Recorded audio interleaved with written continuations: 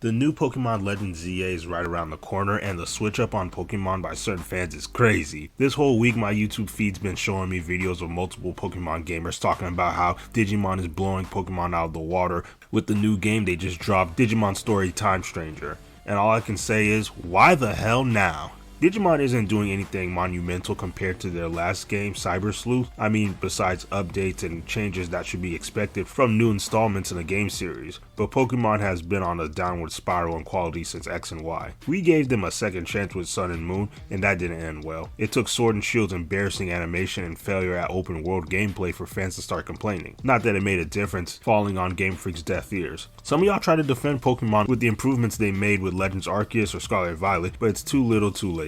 Game Freak has been shoving a 2D game in a 3D console mode for over a decade, and y'all let them get away with it.